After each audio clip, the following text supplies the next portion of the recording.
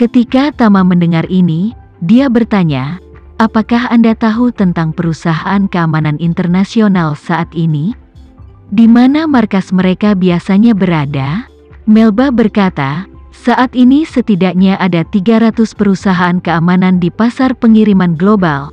Tentu saja, permintaan tertinggi untuk pengawalan bersenjata di Teluk Aden. Jadi semua orang mendirikan pangkalan pantai di Samudra Hindia dan Laut Arab Pesisir. Beberapa bahkan akan membeli kapal tua untuk transformasi, mengubahnya menjadi pangkalan laut yang mampu mendarat dan lepas landas helikopter.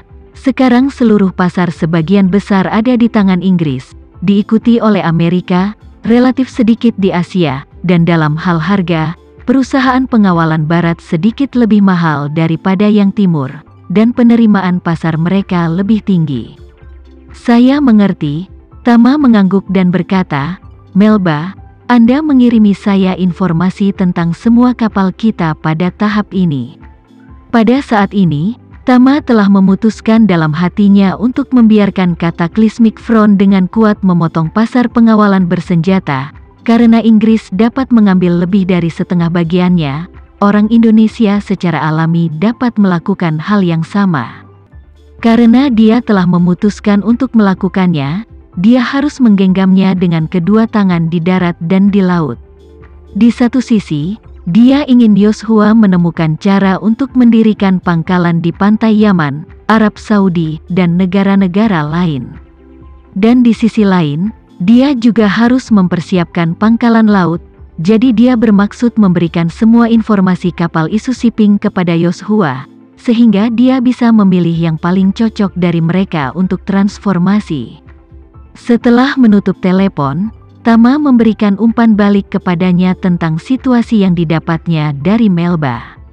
Setelah mendengarkan, Yoshua segera berkata, "Tuan Renza, kita dapat memulai bisnis ini segera. Prajurit kita, apakah itu tingkat pelatihan atau kekuatan tempur dan persenjataan, jauh lebih kuat daripada opsi keamanan internasional biasa itu, jadi kami dapat menangani pekerjaan semacam ini dengan mudah. Dan kami memiliki hubungan saluran yang lebih baik di Timur Tengah, di Arab Saudi, Yaman, dan Oman. Pembentukan satu atau dua pangkalan depan dari ratusan orang di sepanjang pantai seharusnya tidak menjadi masalah." "Masalah?" Tama mengangguk. "Kalau begitu bagus sekali. Anda segera mulai mempersiapkan pangkalan-pangkalan depan ini. Saya akan memberi Anda kapal barang sebagai pangkalan bergerak di laut. Dalam hal ini, bisa segera diluncurkan secara resmi. Ketika saatnya tiba, kita akan mulai dengan kapal dagang isu shipping." Setelah jeda, Tama menambahkan, "Adapun pekerjaan memberikan keamanan bersenjata di daerah berisiko tinggi di luar negeri, dibandingkan dengan pengawalan bersenjata seharusnya lebih mudah. Selama Anda menemukan majikan, Anda dapat mengirim sejumlah tentara sesuai dengan kebutuhan majikan. Saya percaya bahwa kekuatan tempur front Cataclysmic di negara-negara dunia ketiga semacam itu tentu tidak menjadi masalah dan tidak diperlukan pelatihan tambahan. Jadi, Anda membagi terlebih dahulu untuk mempersiapkan transformasi menjadi prajurit di bidang ini, dan begitu Anda menerima proyek, kirim orang secara langsung." Yoshua berkata dengan gembira, "Tuan Renza, jangan khawatir, bawahanmu segera mulai mengatur dalam waktu 2 minggu untuk menyelesaikan semua pekerjaan persiapan." "Bagus," Tama berkata dengan puas. "Adapun lebih dari 10.000 tawanan yang Anda miliki di Suriah, saya akan menemukan cara untuk menengahi agar mereka membebaskan mereka. Selain itu, saya juga bermaksud untuk membantu Anda mempersiapkan 10.000 pangkalan belakang di Suriah." Saat Yoshua mendengar ini, dia bahkan lebih bersemangat, dan bahkan suaranya sedikit bergetar ketika dia bertanya dengan tidak percaya, "Bapak Renza, kamu benar-benar bisa membuat mereka melepaskan tawanan, dan kamu juga bisa membuat mereka mengizinkan kami menyiapkan pangkalan belakang?"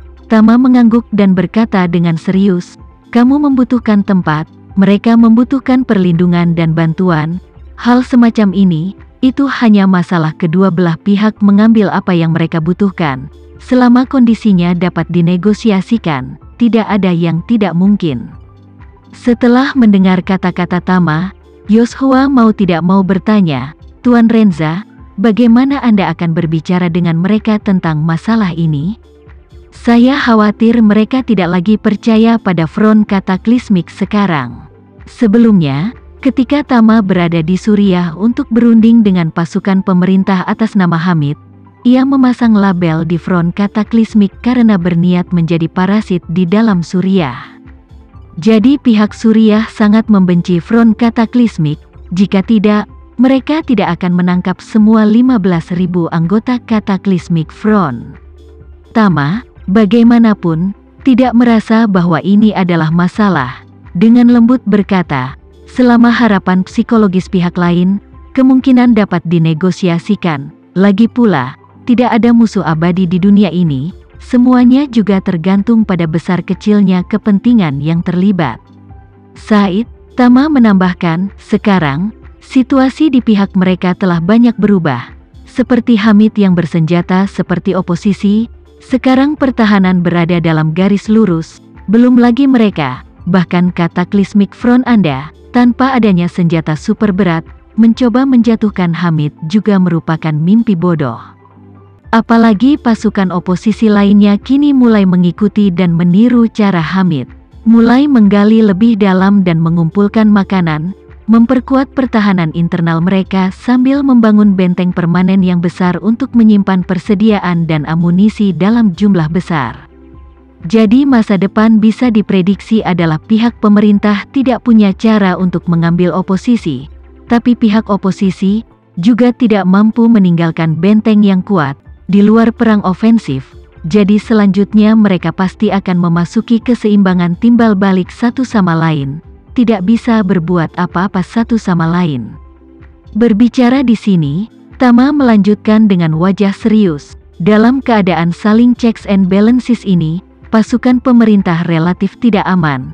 Lagi pula, mereka tidak dapat meringkuk di benteng gunung, tetapi juga untuk mempertahankan ibu kota, untuk mempertahankan kota-kota besar dan titik-titik tersedak transportasi, dan tempat-tempat ini mudah diserang dan sulit dipertahankan, jadi mereka pasti akan dikelilingi oleh ketidakamanan untuk waktu yang lama. Terlebih lagi, mereka akan membutuhkan keamanan ekstra. Yoshua bertanya kepadanya, "Tuan Renza, maksudmu kataklismik front akan memberikan perlindungan keamanan bagi pasukan pemerintah dengan imbalan hak penggunaan tanah mereka?"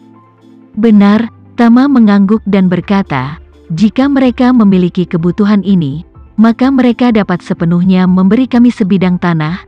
Kami akan menggunakannya sebagai basis dan dengan penuh semangat mengembangkan dan membangunnya, dan juga menandatangani perjanjian dengan mereka bahwa jika mereka diserang, kami akan sepenuhnya membantu mereka melawan musuh.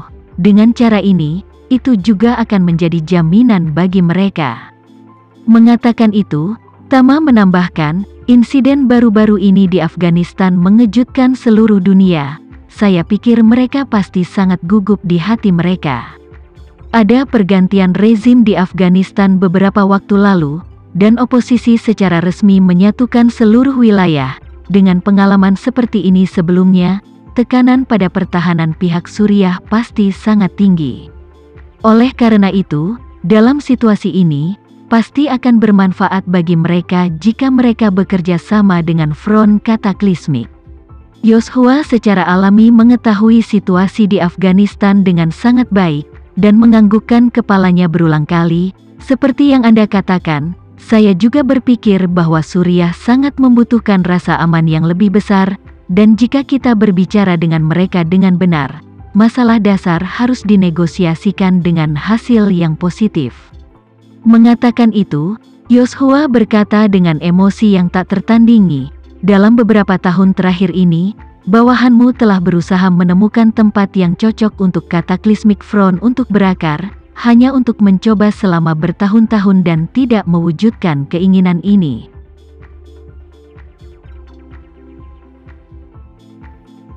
Sekian dulu ya video kali ini, kita lanjutkan lagi videonya di lain waktu. Oh iya, bagaimana menurut kalian? Semoga bisa sedikit menghibur kalian semua. Untuk teman-teman yang baru nonton, jangan lupa subscribe ya, hehehe. Dan kalau teman-teman ada yang ingin gabung langganan bisa langsung gabung saja untuk dapat fitur yang menarik dan sedikit membantu Mimin. Terima kasih banyak sudah menonton, sampai jumpa lagi, bye.